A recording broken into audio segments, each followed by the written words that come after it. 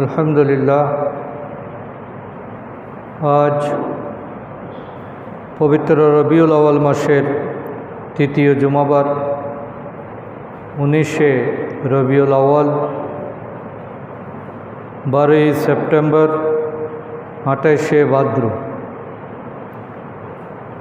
আমরা আল্লাহ সুবহানাহু ওয়া তাআলার দরবারে শুকরিয়া আদায় করি।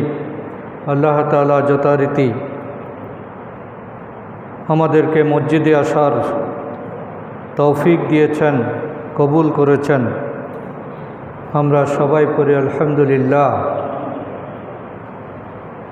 জুমার সালাত মুসলমানদের জন্য সাপ্তাহিক উৎসবের দিন।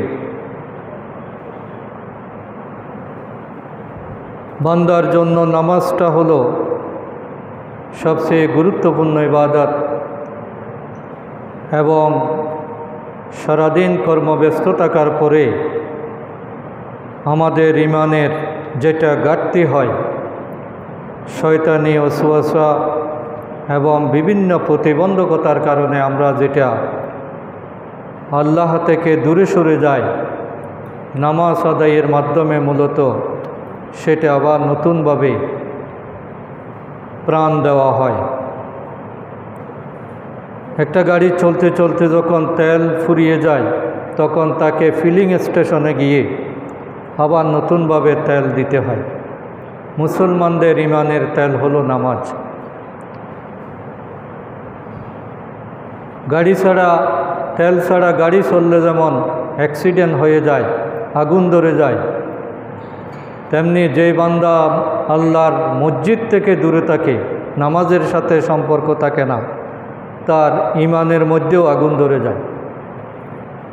ইমানের কোনো স্বাদ সে পায় না। সে অনেক কিছুর মালিক হবে, কিন্তু শান্তি পাবে না।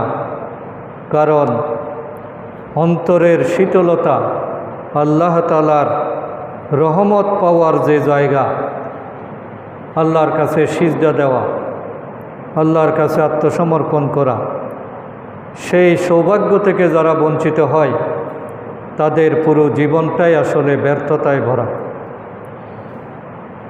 তারা কোনো কাজে মজা পায় না। মাঝে মধ্যে যারা সালাত আদায় করে, তাদেরও এই মজা পাওয়ার সুযোগ নেই, যেহেতু আল্লাহ তাআলা এই সালাতটাকে দৈনিক 5 বার ফরজ করেছেন।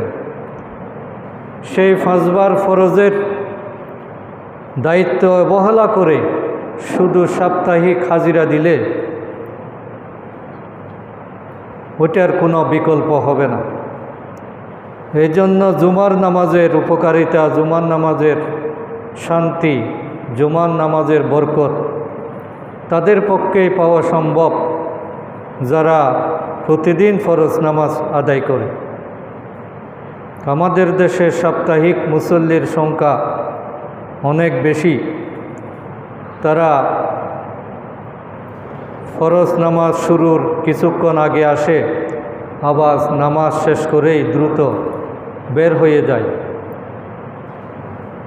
নামাজের যেটা সুফল পাওয়ার কথা, বরকত পাওয়ার কথা, আল্লাহর সাথে সম্পর্ক হওয়ার কথা, অন্তরের শীতলতা আসার কথা, সেটা আসলে এই নামাজের মধ্যেও তারা পায় না এবং একটা দুর্ভাগ্য পুরো জিন্দেগি তাদের ঘিরে থাকে। এই জন্য সাপ্তাহিক এই জুমাবার হলো আমাদের আত্মসমালোচনার দিন, আমাদেরকে পরিশুদ্ধ হবার দিন। গত এক সপ্তাহে যদি আমি আল্লাহর হুকুম পালন না করে থাকি, জুমার সালাত আদায়ের মাধ্যমে আবার তওবা করা, সিদ্ধান্ত নেওয়া এবং এখন থেকে আর ভুল না করার ওয়াদা করা, এটাই হলো সাপ্তাহিক এই সম্মেলনের উদ্দেশ্য। জুমার নামাজের আলোচনাগুলো, খুতবাগুলো এই কারণেই প্রয়োজন, মানুষ যাতে ভুলের মধ্যে আর না থাকে। 4 রাকাত নামাজকে সংক্ষিপ্ত করে 2 রাকাত করা হয়েছে। বাকি 2 রাকাতের সওয়াব আলোচনার মধ্যেই আল্লাহ তাআলা দিয়েছেন, শোনার মধ্যে দিয়েছেন। এজন্য জুমার আজানের পরে অন্য কোনো কাজ এটা আসলে জায়েজ নাই। আজান দেওয়ার সাথে সাথে মসজিদে হাজির হওয়াটাই মুমিনের 1 নম্বর দায়িত্ব। তো সব কিছু বেজাল, আমাদের এখানেও আমরা বেজালের মধ্যে ঢুকে গেছি। জুমার নামাজটাকেও শুধু 2 রাকাত হাজিরার একটা নামাজে আমরা পরিণত করেছি, কিন্তু খুতবা শোনাটাও যে একটা জরুরি আমল, এটা আমরা অনেক সময় বুঝতে চাই না। এই জন্য আমাদেরকে চেষ্টা করতে হবে জুমার নামাজের আজানের আগেভাগেই প্রস্তুতি নিয়ে আজানের সাথে সাথেই আমরা যাতে আল্লাহর দরবারে হাজিরা দিতে পারি। বিগত 1 সপ্তাহের দুর্বলতাগুলো দূর করার জন্য আল্লাহর কাছে তৌফিক কামনা করতে পারি এবং নতুন হেদায়াত, নতুন আলোচনা কোরআন হাদিস থেকে হেদায়েতের বাণী শোনার মাধ্যমে আমাদের জীবনকে আমরা সাজাতে পারি। আল্লাহ তাআলা আমাদের সকলকে তৌফিক দান করুন। আমরা সবাই বলি আমিন। মুসলমানদের জীবনে আসলে সংকট সবসময় লেগেই আছে। বর্তমান বিশ্বে মুসলমানের সংখ্যা অনেক, কিন্তু সংকটের কোনো সমাপ্তি নেই। আমাদের নৈতিক অবক্ষয়, শিক্ষা এবং সাহিত্যে অনগ্রসরতা, বিজ্ঞান এবং প্রযুক্তির ক্ষেত্রে আমাদের পশ্চাদপসরণ, অপসংস্কৃতির আধিপত্য এবং অর্থনৈতিক অসমতা, সর্বোপরি আধুনিকায়নের মোড়কে নিজেদের স্বকীয়তা ও আত্মমর্যাদাবোধ আমরা সম্পূর্ণ হারিয়ে বসেছি। আমাদের মধ্যে এখন আদর্শিক দ্বন্দ্ব অত্যন্ত প্রবল। ছোটোখাটো বিষয় নিয়ে আমরা ঝগড়া বিবাদে লিপ্ত।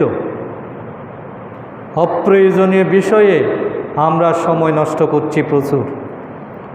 আমাদের জীবনটা হয়ে গেছে এখন ইন্টারনেট কেন্দ্রিক।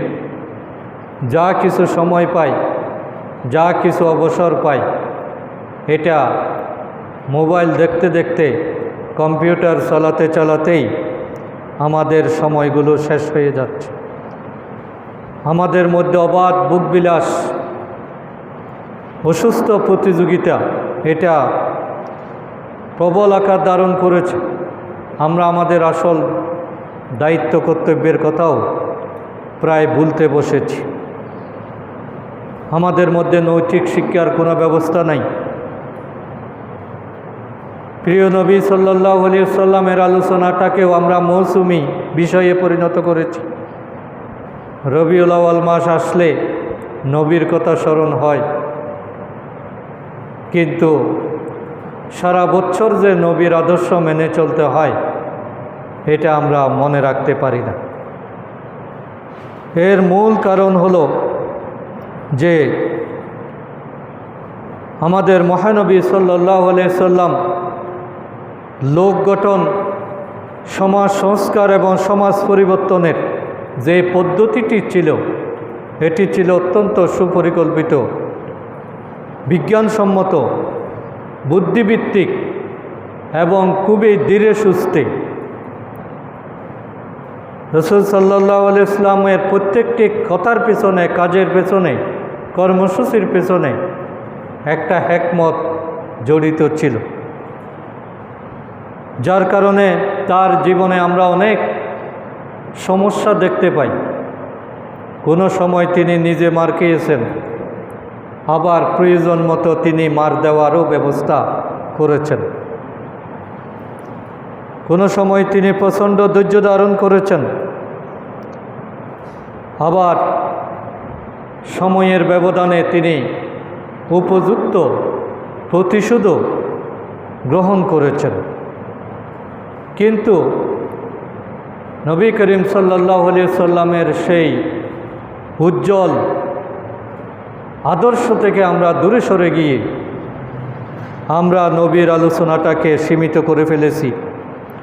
তার জন্মদিন, মৃত্যুদিন, উৎসব, মিছিল, মিটিং, জৌলুস, এইগুলোর মধ্যে আমরা তাকে সীমাবদ্ধ করে ফেলেছি এবং অপ্রয়োজনীয় বিষয়ে আমরা এত বেশি সময় নষ্ট করছি যে নবী কী জন্য এসেছিলেন সেই জিনিসটাও আমরা অনেকটা ভুলে গেছি। যেহেতু জুমাবারে দেশের সার্বিক পরিস্থিতি এবং প্রয়োজনীয় জাতীয় সমস্যাগুলো আলোচনা করার দিন, এই জন্য বিগত কয়েক সপ্তাহ আগেই বাংলাদেশে ইসলামের নাম দিয়ে তৌহিদি জনতার ব্যানারে নারায়ে তাকবীরের স্লোগান দিয়ে একটা ঘটনা সংঘটিত হয়েছে।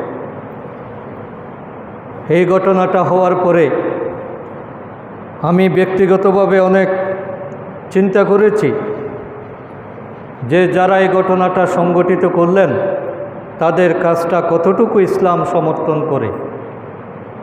আপাত দৃষ্টিতে মনে হয় যে তারা একটা বিরাট ইসলামের খেদমত করেছে, একটা মাজার ভেঙে ফেলেছে, একজন ইসলাম বিরোধী লোককে তারা পুড়িয়ে মেরেছে। মানুষকে মনে হয় ইসলামের বিরাট এক খেদমত তাদের দ্বারা সংগঠিত হলো।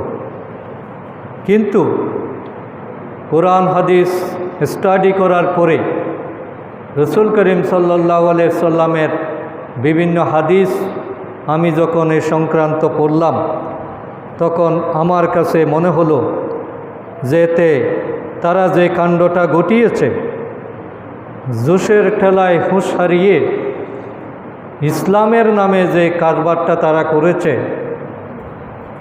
এটা ইসলাম মোটেই সমর্থন করে না। এই ধরনের কাজের মাধ্যমে সওয়াব হওয়াটা দূরের কথা, বরং উল্টো তাদেরকেই আসামির কাঠগড়ায় দাঁড়াতে হবে। তাদের এই ইসলাম বিরোধী কর্মকাণ্ডের মাধ্যমে ইসলামের উপকার হওয়া, মুসলমানদের উপকার হওয়া তো দূরের কথা, বরং অনেকটা তারা ইসলামকে বিতর্কিত করেছে, মুসলমানদের ক্ষতি করেছে সবচেয়ে বেশি। কোনো সুস্থ মস্তিষ্কের মুসলমান এবং যারা কোরআন হাদিস বুঝে ইমানদার যারা, তাদের দ্বারা কখনো এই ঘটনা সংঘটিত হতে পারে না। কোনো ব্যক্তির ব্যাপারে, কোনো কাজের ব্যাপারে ভিন্নমত থাকলে এবং সকল প্রকার অনইসলামিক কোরআন হাদিস বিরোধী কর্মকাণ্ড, শিরক বেদাতের বিরুদ্ধে কর্মসূচি কীরকম হওয়া দরকার সেটারও সুনির্দিষ্ট প্রতিবাদের ধরন এবং প্রতিশোধ নেওয়ার পদ্ধতি রসুল সাল্লাল্লাহু আলাইহি সাল্লাম বলে দিয়েছেন। ইসলামে সব দেওয়া আছে। এখন ইসলাম প্রদত্ত আদর্শ এবং নবী সাল্লাল্লাহু আলাইহি সাল্লাম শেখানো পদ্ধতি লঙ্ঘন করে আমরা কি ইসলামের কোনো উপকার করতে পারবো? এবং মুসলমানদের কোনো উপকার করা কি আদৌ আমাদের পক্ষে সম্ভব?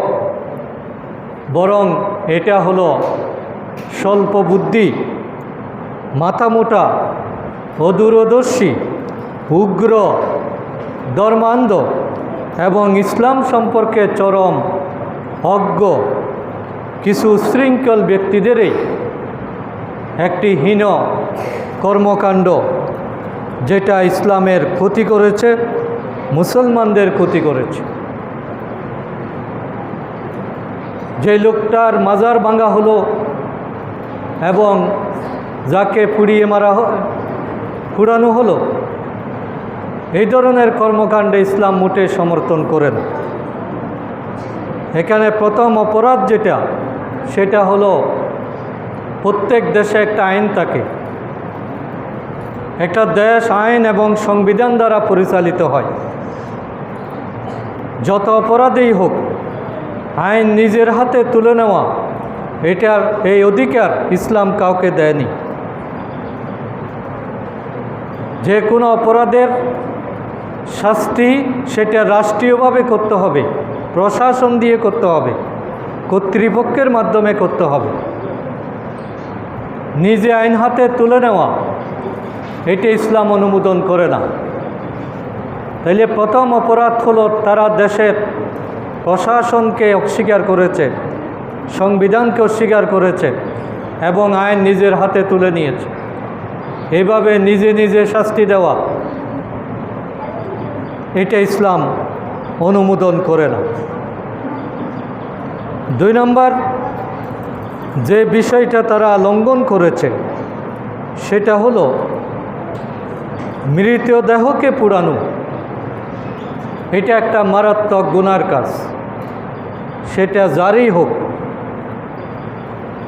ওই ব্যক্তি বিতর্কিত হতে পারে, ইসলাম বিরোধী হতে পারে, কিন্তু লোকটা মারা যাওয়ার পরে তার উপর কোনো ধরনের হস্তক্ষেপ করার অধিকার ইসলাম এবং আল্লাহ তাআলা আমাদেরকে দেননি।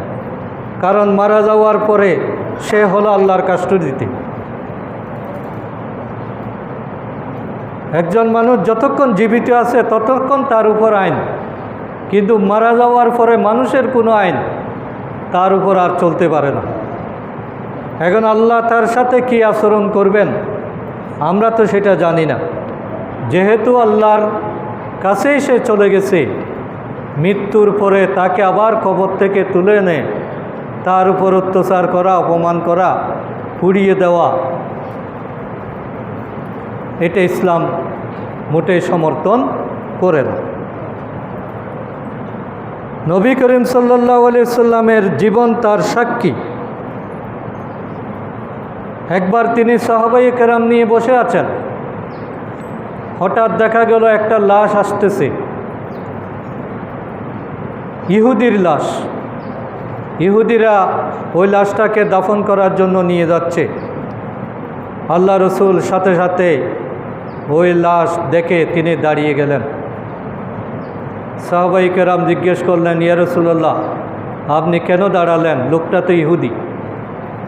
তখন আল্লাহ রসুল বললেন, ইহুদি হোক, যে ধর্মের হোক, সে হলো আদম সন্তান। সে মানুষ, দুনিয়া থেকে সে বিদায় নিয়েছে, তার সাথে আমার আর কোনো দুশ্মনী নেই। সে এখন আল্লাহর মেহমান। এই জন্য আমি ইহুদির সম্মানে দাঁড়াইনি, আমি মানুষকে সম্মান করার জন্য দাঁড়িয়েছি। এই জন্য একজন মানুষ মারা যাওয়ার পরে তাকে সম্মানের সাথে দাফন করা, তাকে ধীরে সুস্থে নিয়ে যাওয়া, তাকে কুসুম গরম পানি দিয়ে গোসল করা, তাকে সুগন্ধি দিয়ে সম্মানিত করা, তাকে কোনো ধরনের বেইজ্জতি না করা, এটি ইসলামের নির্দেশ। একজন মানুষ মারা যাওয়ার পরেও তাকে গোসল দেওয়ার সময়ও তাড়াহুড়া করার সুযোগ নাই। তার লজ্জাস্থানে দেখারও জায়েজ নাই, হাত দেওয়াও জায়েজ নাই। অথচ মানুষটা তো মৃত। অর্থাৎ জীবিত মানুষকে যেভাবে আদর করতে হয়, সম্মান করতে হয়, মর্যাদা দিতে হয়, মরা মানুষের মর্যাদা তার চেয়ে বরং আরও বেশি।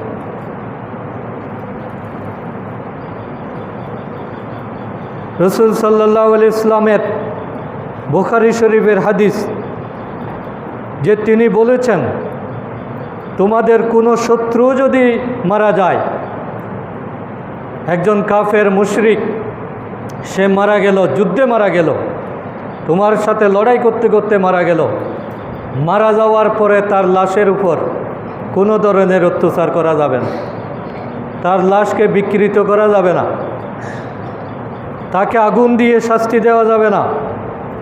কারণ আগুন দিয়ে শাস্তি দেওয়ার একমাত্র মালিক হলেন আল্লাহ তাআলা। আগুন দিয়ে কোনো প্রাণীকে শাস্তি দেওয়া জায়েজ নাই। আমরা অনেক সময় আগুন দিয়ে পিঁপড়া মারি, আগুন দিয়ে অনেক প্রাণী মারি, এটা কিন্তু সম্পূর্ণ কবিরা গুনাহ। আগুন দিয়ে শাস্তি দেওয়ার মালিক হলো একমাত্র আল্লাহ তাআলা। আল্লাহ রসুল সাল্লাল্লাহু আলাইহি ওয়াসাল্লাম সুনানে আবু দাউদের হাদিসে তিনি উল্লেখ করেছেন যে মৃতদেহের হাড় ভাঙা জীবিত মানুষের হাড় ভাঙার সমান। একটা মানুষ মরে যাওয়ার পরে যদি তার হাড্ডি গুড্ডি ভেঙে ফেলা হয়, মুসর দেওয়া হয়, এটা জায়েজ নাই। হিন্দুরা যেটা করে, তারা কবর দেওয়ার সময় সবগুলো একসাথে করে ফেলে।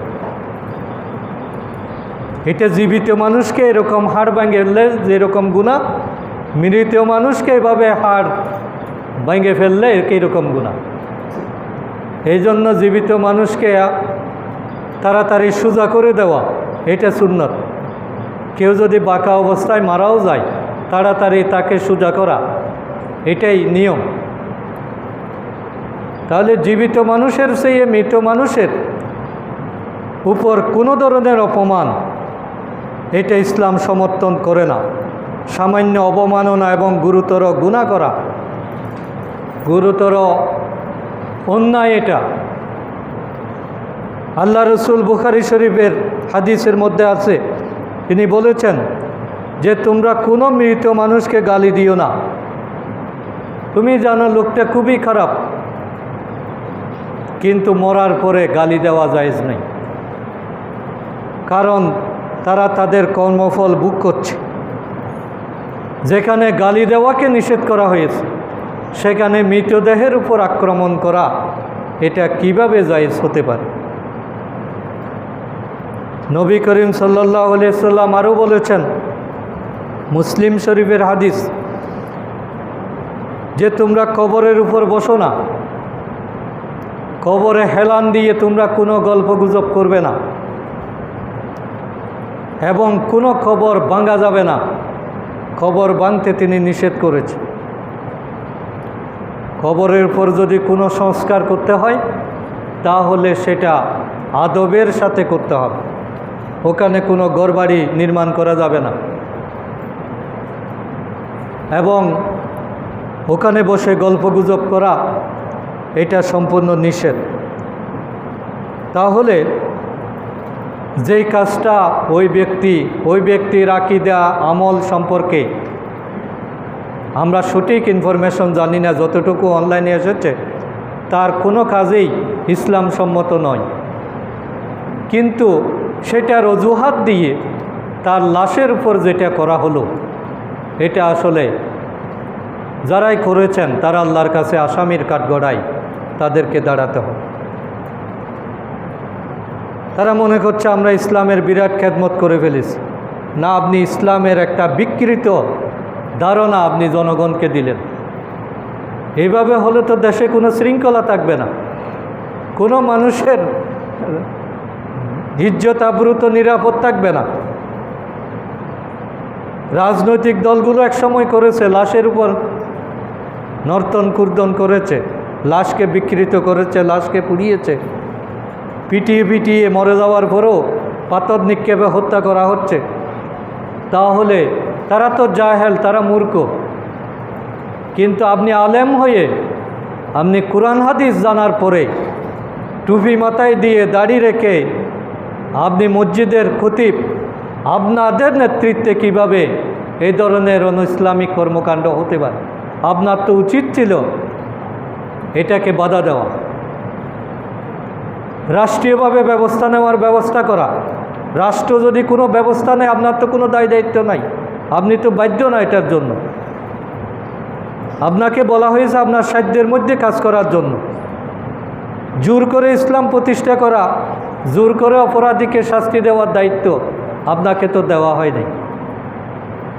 সুতরাং যেখানেই মানবতার অপমান হবে, আল্লাহ রসুলের আদর্শ, ইসলামের আদর্শ সেখানেই লঙ্ঘিত হবে। রসুল সাল্লাল্লাহু আলাইহি ইসলাম হলেন মানবতার নবী। পুরো জিন্দেগিটা তিনি উৎসর্গ করেছেন মানুষের কল্যাণের জন্য। উম্মতের প্রতি তার যে ভালোবাসা, এখানে উম্মত বলতে শুধু মুসলমান বোঝানো হয়নি, সমগ্র মানবতাই, মানব জাতি তার উম্মত। সমগ্র মানব জাতির প্রতি তিনি দরদ পোষণ করতেন, সম্মান করতেন। হাদিসের মধ্যে একটা ঘটনা উঠে এসেছে, হযরত আয়েশা রাদিয়াল্লাহু তাআলা আনহু এই ঘটনাটা বর্ণনা করেছেন, যে তিনি বললেন যে এক রাতে আমি দেখলাম রসুল সাল্লাল্লাহু আলাইহি সাল্লাম বিছানায় শুয়ে আছেন, কিন্তু ঘুমাচ্ছেন না, তার চোখ খোলা। স্বভাবতই তিনি ঘুমানোর সাথে সাথে চোখ বন্ধ করে ঘুমিয়ে যান। কিন্তু এক রাতে আমি দেখলাম যে তিনি শুয়েছেন ঠিকই, কিন্তু ঘুমাচ্ছেন না। কি যেন একটা বিষয় তিনি চিন্তা করছেন। তাকে অস্থির মনে হলো, পেরেশান মনে হলো। আমি জিজ্ঞেস করলাম, ইয়া রাসূলুল্লাহ, আপনি ঘুমাচ্ছেন না কেন? আপনি কেন চোখ বন্ধ করছেন না? তখন তিনি মৃদু হাসলেন, কিন্তু তার চোখে মুখে ছিল গভীর এক চিন্তার নিদর্শন। তিনি বললেন, আয়েশা, আমি কিভাবে নিশ্চিন্তে ঘুমাই যখন আমার উম্মতের হিসাবের দিন এত কঠিন? আমার উম্মতকে কাল কিয়ামতের ময়দানে হিসাব দিতে হবে। এই হিসাবের কথা যখন আমার চোখে ভেসে আসে, তখন তো আমার ঘুম চলে যায়। তখন আয়েশা আশ্চর্য হয়ে বললেন, ইয়া রাসূলুল্লাহ, আপনি কেন সেগুলো নিয়ে চিন্তা করছেন? আল্লাহ তো আপনাকে ক্ষমা করে দিয়েছেন। আপনার তো কোনো টেনশনের কারণ নাই, আপনার তো কোনো হিসাব নিকাশই নাই, আপনার তো কোনো গুনাহ নাই। আপনি কেন অন্যের গুনাহ নিয়ে, অন্যের দুর্দশা নিয়ে আপনি কেন চিন্তা করবেন? তখন রাসূল সাল্লাল্লাহু আলাইহি ওয়াসাল্লাম বললেন, আমার উম্মতের জন্য আমি কি দয়া করব না? আমি চাই তারা সবাই জান্নাতে পৌঁছে যাক। তাহলে এই যে দয়ার নবী, মায়ার নবী, রহমতের নবী, তিনি আমাদের জন্য কি চিন্তা করেছেন আর আমরা কি আচরণ করছি? হযরত আয়েশা বললেন, যে কথাগুলো শুনে আমার হৃদয় আবেগে ভরে উঠল, আমার চোখে পানি চলে আসলো যে হায়, আল্লাহ রসুল আমাদেরকে নিয়ে কত চিন্তা করেন, তার ভালোবাসাটা কত বেশি, তিনি আমাদের জন্য কত কত মহাব্বত তিনি আমাদের পোষণ করেন, পুরো উম্মতের জন্য তিনি কি ধারণা পোষণ করেন। সুতরাং সেই নবীর উম্মত হয়ে আমরা কিভাবে মানুষের উপর অত্যাচার করি, মানুষের অধিকার ক্ষুণ্ণ করে মানুষকে অপমান করি, মানবাধিকার লঙ্ঘন করি, এটা কোনো ধর্মও হতে পারে না, কোনো ইসলাম হতে পারে না, এটার কোনো নবীর আদর্শ হতে পারে। নবীর আদর্শ হলো মানুষের মর্যাদা সবার উপরে। যেখানে মানবতার অপমান, সেটা যে নামেই হোক, সেটা ধর্মের নাম দিয়ে হলেও এটার সাথে ধর্মের কোনো সম্পর্ক নাই।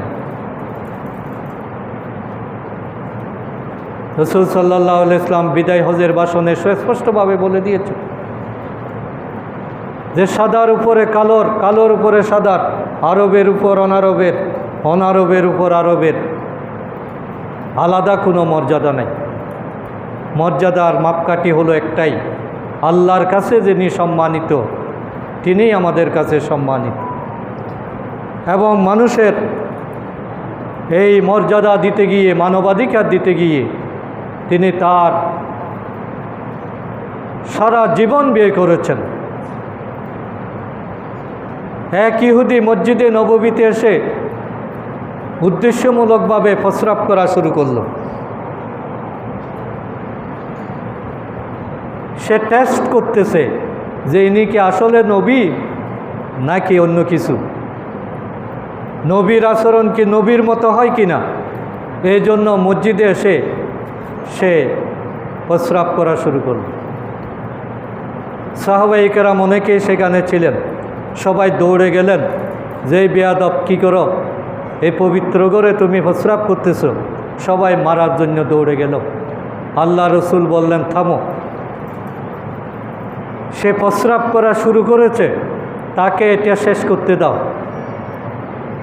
কারণ মাঝখানে প্রস্রাব আটকে গেলে এটা মানুষের স্বাস্থ্যের জন্য ক্ষতিকর। ইসলাম মানবাধিকারকে কিভাবে গুরুত্ব দিয়েছে আপনি কি চিন্তা করতে পারেন? যে একজন ইহুদির প্রস্রাব বন্ধ হোক, আল্লাহ রসুল এটা চান না। কারণ মাঝখানে হঠাৎ করে বইয়ের কারণে, অন্য কোনো টেনশনের কারণে যদি মানুষের প্রস্রাব মাঝপথে বন্ধ করা হয়, তাহলে এটা তার শারীরিক সমস্যার কারণ হতে পারে। এই জন্য আল্লাহ রসুল বললেন যে তাকে আগে শেষ করতে দাও। সে প্রস্রাব পুরোপুরি শেষ করার পরে তাকে কাছে ডাকলেন, আদর করে বললেন যে, ভাই তুমি যে কাজটা করেছো, তোমার ধর্মীয় জায়গায় যদি কেউ করে তোমার কেমন লাগবে? এই মসজিদ আমাদের পবিত্র জায়গা, এখানে এই কাজটা করা তোমার মোটেই উচিত হয় নাই। আজকে করেছো, আমি তোমাকে মাফ করে দিলাম, ভবিষ্যতে তুমি এই কাজ আর করিও না। সাহাবাদেরকে কোনো প্রতিশোধ নেওয়ার সুযোগ দেন নাই, লোকটাকে বুঝিয়ে সুঝিয়ে বিদায় করে দিলেন। আল্লাহ রসুল নিজ সাথে ওই ময়লা পরিষ্কার করলেন, সাহাবায়ে কেরাম দিয়ে পরিষ্কার করিয়ে নিলেন, কোনো প্রতিশোধ নিলেন না। ইহুদি চলে যাওয়ার পরে তার অন্তরের মধ্যে ভাবান্তর সৃষ্টি হয়ে গেল।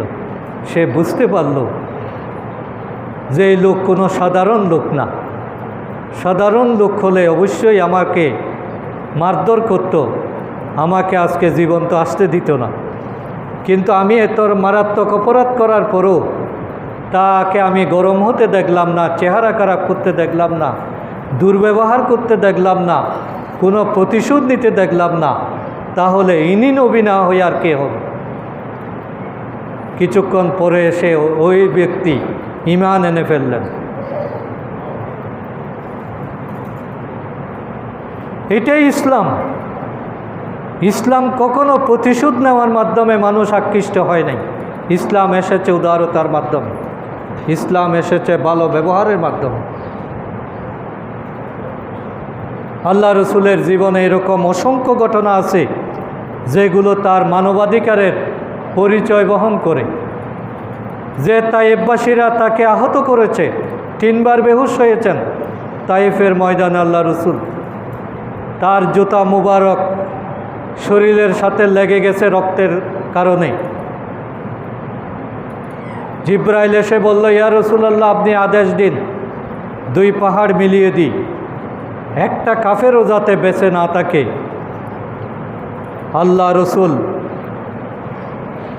অনুমতি দেন নাই, বরং আল্লাহ তাআলার কাছে দোয়া করলেন।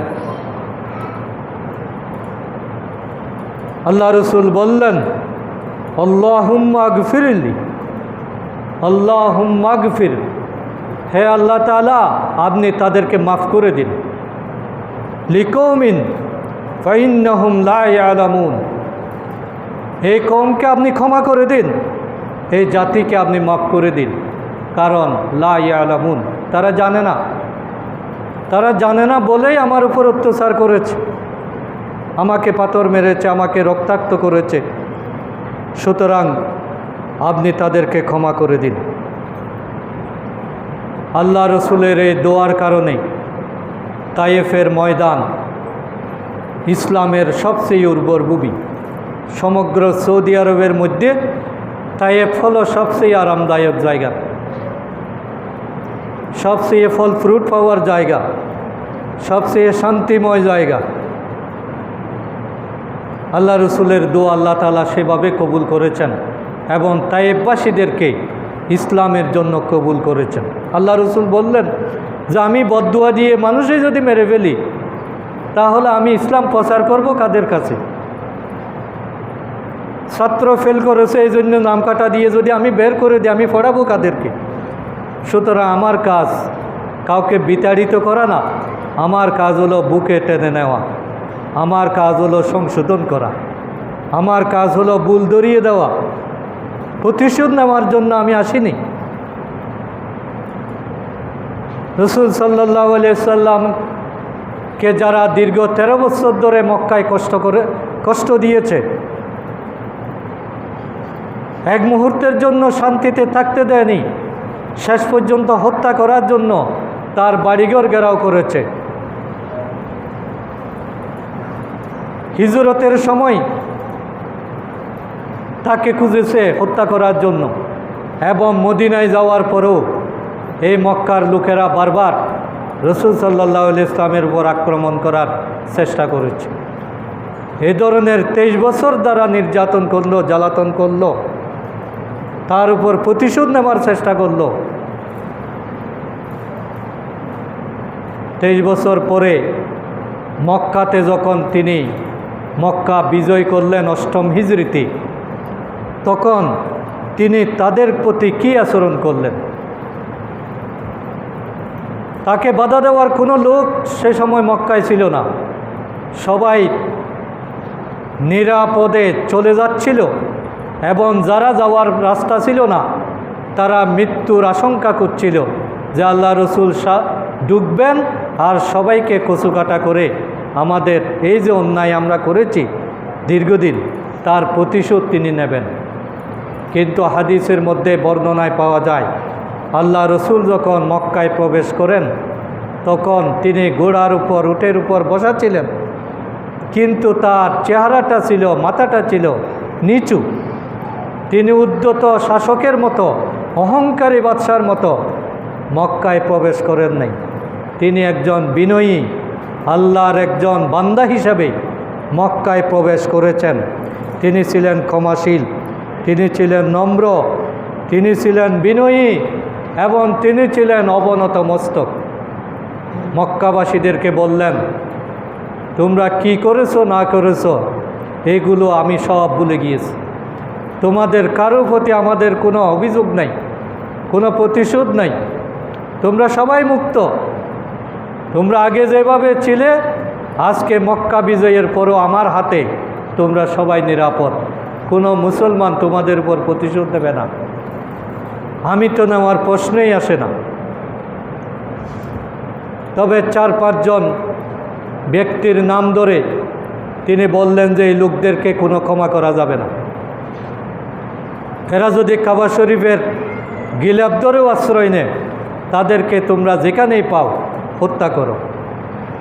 তবে হত্যার মৃত্যুদণ্ডপ্রাপ্ত এই ধরনের কয়েকজন লোককেও আল্লাহ রসুল পরবর্তীতে ক্ষমা করেছেন। কয়েকজনকে ওখানে হত্যা করা হয়েছে। এগুলো হলো এক্সেপশনাল। কিছু বিষয় আছে ব্যতিক্রম, কিন্তু ইসলামের ইতিহাস হলো ক্ষমা করা, উদারতা দেখানো, বিনয়ী হওয়া, প্রতিশোধ না নেওয়া। এটাই হলো নবীর আদর্শ। এই জন্য ইসলামের ইতিহাসে 81টির মতো যুদ্ধ হয়েছে। আপনি বর্তমান সময়ে দেখেন একটা যুদ্ধ হলে সাথে সাথে লক্ষ লক্ষ মানুষ নিহত হয়, কিন্তু আল্লাহ রসুলের এত যুদ্ধের ভিতর বড় ধরনের কোনো মেসাকার হয়নি। যুদ্ধের মধ্যেও তিনি নিষেধ করেছেন শিশুদের উপর যাতে আঘাত করা না হয়, কোনো মহিলার উপর যাতে আঘাত করা না হয়, কোনো গাছপালার উপর যাতে কাটা না হয়, অপ্রয়োজনে একটা গাছের পাতাও যাতে নষ্ট করা না হয়, কোনো ফসলের ক্ষেত যাতে নষ্ট করা না হয়। এইভাবে এক বিরাট এক নীতিমালা তিনি বলতেন। কোনো শিশু, কোনো বৃদ্ধ, কোনো মহিলা যারা শুধু যুদ্ধে সরাসরি তোমাদের সাথে বিরোধিতা করছে তাদের ছাড়া সাধারণ মানুষের উপর কোনো অত্যাচার করা যাবে না, তাদের উপর কোনো হামলা করা যাবে না। আর বর্তমানে আমরা আধুনিক সভ্যতা বলি, উন্নত বিশ্ব বলি, কিন্তু বর্তমানে একটা হাসপাতাল পর্যন্ত নিরাপদ নয়, একটা শিক্ষা প্রতিষ্ঠান পর্যন্ত নিরাপদ নয়। আজকে গাজাতে কি হচ্ছে যে একটা জনপদ ক্ষুধার যন্ত্রণায় শেষ হয়ে গেল, কেউ সাহায্য পর্যন্ত পৌঁছাতে পারছে না। জালেম ইসরায়েলের অবরোধের কারণে শিশুরা, লক্ষ লক্ষ শিশু সেখানে না খেয়েই মারা যায়। অথচ আল্লাহ রসুলের আদর্শ হলো তিনি মক্কা বিজয়ের পরে বিরাট একটা সুযোগ পাওয়ার পরেও তিনি কোনো প্রতিশোধ নেন নাই। আজকে আমাদের সমাজে প্রতিশোধের এই ধারণাটা এত কেন শক্তিশালী হল? প্রতিদিন কোনো না কোনো মানুষ খুন হচ্ছে, জায়গা জমির কারণে, রাজনৈতিক কারণে, ব্যবসা বাণিজ্যের কারণে, আধিপত্য বিস্তারকে কেন্দ্র করে মানুষ খুন হচ্ছে। বাবার হাতে পুত্র খুন হচ্ছে, স্বামীর হাতে স্ত্রী খুন হচ্ছে। খুনের রাজত্ব এখন চলছে, অথচ আমরা সবাই নবীর আদর্শের কথা বলি। কিন্তু এইভাবে মানুষেরকে হত্যা করা, একজন মানুষকে হত্যা করা মানে গোটা মানব জাতিকে হত্যা করা। আর একজন মানুষের জীবন বাঁচানো মানে পুরো মানব জাতির জীবন বাঁচানো। কোরআনের বক্তব্য সেটি। সুতরাং আমরা কখনো যাতে মানুষের প্রতি আক্রমণাত্মক না হই। নবীর আদর্শ এটা সবচেয়ে বড় শিক্ষা। মানবাধিকারের খেয়াল রাখা, মানুষকে মর্যাদা দেওয়া, কাউকে কষ্ট না দেওয়া, এর চেয়ে বড় ইবাদত আর নাই। আপনার নামাজ, আপনার রোজা, আপনার হজ কোনো কাজে আসবে না যদি আপনি মানুষের উপর জুলুম করেন, আপনি যদি আপনার কর্মচারীর উপর জুলুম করেন। একজন টিচার হওয়ার পরে কোনো ছাত্র যদি জুলুমের শিকার হয়, আপনার সারা জীবনের আমল বরবাদ হয়ে যায়। আমরা অনেক সময় শিশুদেরকে ইচ্ছে মতো প্রহার করি। এটা কোথায় পেয়েছে আমি জানি না। আমি এক সময় ছাত্রদেরকে মারতাম, কিন্তু এইগুলো পড়ার পরে, একটু বয়স হওয়ার পরে আমি সেগুলোর জন্য আল্লাহর কাছে মাপ চাই, তওবা করি যে কত ভুল আমরা করে ফেলেছি। এই জন্য আপনার যদি বেশি রাগ উঠে, যারা টিচার, যারা উস্তাদ আছেন, আমি অনুরোধ করব, বেশি রাগ উঠলে আপনি ক্লাসটা ছেড়ে দেন, বলে যে আমি এখন করব না, পরে করা। কিন্তু রাগের মাথায় গরুর মতো পিটানো, বেহুশ করে ফেলা, রক্তাক্ত করা, অঙ্গের ক্ষতি করা, জোরে থাপ্পড় মেরে কানকে বধির করে দেওয়া, চোখে আঘাত করা, এগুলো প্রায় সময় কিন্তু আমরা দেখি। আপনি সারা জীবনের আমল দিয়ে, তাহাজ্জুদ দিয়ে, যেই ছাত্রটার চোখ ক্ষতি হলো, কান নষ্ট হলো, এটা কি রিকভারি করতে পারবেন? এগুলোর তো কোনো বিকল্প নাই। এই শিশুগুলো হলো একটা ফুলের বাগান। আপনি ফুলের বাগানে গিয়ে যদি রাগ দেখান, তাইলে তো এই বাগানটা টিকবে না। ফুল তুলতে হয় খুবই আস্তে ধীরে, ফুলের পরিচর্যা করতে হয়। ফুলের উপর ফুকা বসেছে, এই ফুকাকে মারতে গিয়ে যদি আপনি লাঠি দিয়ে ফুলের উপর আঘাত করেন, তাহলে ফুলও শেষ, ফুকাও শেষ। এই জন্য সংশোধনের পদ্ধতি হলো ধীরে ধীরে, হিকমতের সাথে। একটা ছাত্র বেয়াদবি করেছে, এটা কি মারার চেয়ে অন্য কোনো টেকনিক নাই? আছে নিশ্চয়ই, সে টেকনিকগুলো আমরা অবলম্বন করব। কিন্তু কাউকে আঘাত করার ক্ষমতা আমাদেরকে দেওয়া হয়নি। আমি বাবা হওয়ার পর আমার শিশুকে ইচ্ছে মতো পিটানো আমার অধিকার নাই। আমি মা হওয়ার পরে আমার মেয়ের উপর অত্যাচার করা, এই অধিকার ইসলাম আমাকে দেয় নাই। আমি স্বামী হিসাবে কোনো মহিলার উপর আঘাত করা, যত বড় অপরাধেই হোক, কোনো ধরনের আঘাত করা যাবে না। কিন্তু আমরা প্রায় সময় দেখি যে স্বামীর মায়ের কারণে স্ত্রী হসপিটালে চলে যেতে হয়, অঙ্গহানি হয়েছে। সুতরাং আজকে আমরা একেবারে ক্ষুদ্র ক্ষুদ্র বিষয়, যেগুলো একটু সহ্য করলে, একটু হিকমত অবলম্বন করলে অ্যাভয়েড করা যায়, সমাধান করা যায়, প্রত্যেকটা জায়গায় আমরা প্রতিশোধ নেওয়ার জন্য উঠে পড়ে লেগেছি। 5 টাকা ভাড়া নিয়ে রিক্সাওয়ালার সাথে ঝগড়া, এটা নিয়ে মারামারি, সেখানে খুন। অথচ একটা রিক্সাওয়ালাকে 5 টাকা 10 টাকা বেশি দিলে আপনার কি ক্ষতি হবে বলেন? এই দান বাক্সে টাকা দেওয়ার চেয়ে ওই লোকটাকে 10 টাকা বেশি দিলে এটার চেয়ে 1000 গুণ বেশি সওয়াব আপনি পাবেন, কারণ ও হালাল ইনকামের মধ্যে আছে। মসজিদে দেওয়ার হাজার হাজার মানুষ আছে, কিন্তু ওই লোকটাকে তো কেউ দিবে না। এই জন্য কিছু বিষয় আছে, আমরা দান বাক্সে, মাজারের দান বাক্সে হাজার হাজার টাকা দিচ্ছি। বাংলাদেশে একটা মসজিদ আছে, পাগলা মসজিদ, যেখানে 5-6 মাস পরে পরে বাক্স খুলে কয়েক কোটি টাকা, যে টাকাগুলো গোনার জন্য কয়েকদিন লাগে, কয়েকশো মানুষ লাগে শুধু টাকা গোনার জন্য। এইরকম বিরাট একটা রুমে কভার হয় না। এই পাগলা মসজিদে যারা এভাবে টাকা দিচ্ছে, তারা নিজেরাও তো পাগল হয়ে গেছে। ওইখানে মসজিদের টাকার দরকার কি? ওই টাকাগুলো কোথায় যায়? ওই টাকাগুলো কোন খাতে বিয়ে হয়?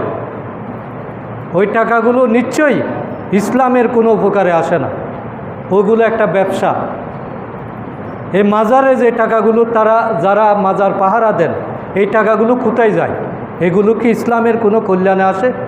এগুলো তো তার ফ্যাট, সেটা পেশা। আপনি ওখানে কেন টাকা দিচ্ছেন? টাকা দেওয়ার জায়গা তো অনেক আছে। আপনি আপনার প্রতিবেশী গতকালকে ভালো করে খেয়েছে কিনা আপনি কি জানেন? আপনার প্রতিবেশীর ছেলেটা কি বেতন দিতে পেরেছে, এটা কি আপনি খবর নিছেন? কত শিশু সন্তানের লেখাপড়া বন্ধ হয়ে যাচ্ছে টাকা পয়সার অভাবে, এইখানে আপনি খরচ করেন। কত এতিমখানায় শিশুরা ভালো খাবার পাচ্ছে না, হেফজখানায় শিশুদের জামা কাপড় নাই, ড্রেস কিনতে পারছে না, আপনি এগুলোতে খরচ করেন। আমরা খরচের ক্ষেত্রটাও তো বুঝি না। আপনার খরচটা যদি একজন হিন্দুও উপকৃত হয়, এটাতে যে সোয়াবটা পাবেন, অন্য কোনো খরচের মধ্যে সোয়াবটা পাবেন না। ফরজ খরচের মধ্যে জাকাত হলো 1 নম্বর খরচ। জাকাত না দিয়ে আপনি নফল খরচ করলে কোনো লাভ নাই। আর নফল খরচের মধ্যে সবচেয়ে ভালো খরচ হলো মানুষের উপকারে আসে এরকম খরচ করা। আপনি টাকা দিতে হলে হসপিটালে দান বাক্স বসান, ওইখানে অনেক রুগী টাকার অভাবে চিকিৎসা না নিয়ে পরীক্ষা না করে চলে যেতে হচ্ছে, কিন্তু দান বাক্স যেখানে বসার কথা ওখানে নাই। তো এই জাতির অনেক কিছু সংশোধনের বিষয় আছে। আমরা আল্লাহ তাআলার রসুলের জীবনীটাকে ভালোভাবে জানার চেষ্টা করি। আল্লাহ তাআলা আমাদের সকলকে কবুল করুন, আমিন। আসসালামু আলাইকুম রহমতুল্লাহ।